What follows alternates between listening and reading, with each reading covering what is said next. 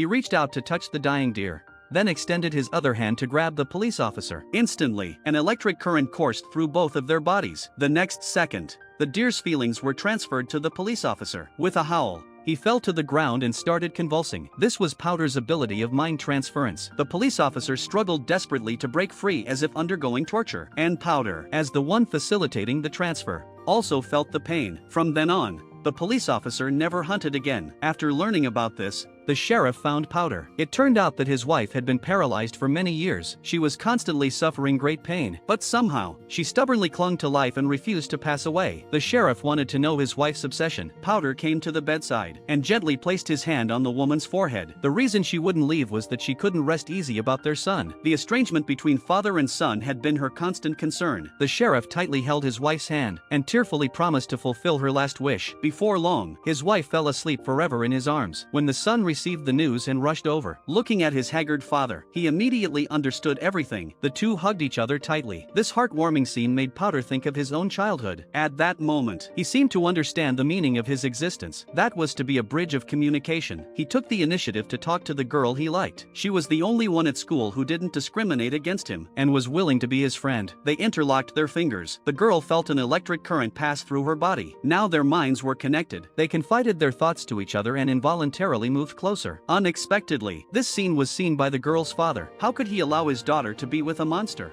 So he grabbed Powder by the collar and humiliated him. Just like that, the spark of his love was extinguished. Then he was stopped by bullies. They took Powder to the playground and forcibly stripped him of his clothes. His emotions reached the breaking point. Suddenly, thunder rumbled. The necklaces and earrings of the bullies floated uncontrollably. They were blown up on the spot. One of them even stopped breathing. He walked up to the person, and the electricity in his hands turned into a defibrillator. Finally, the bully woke up.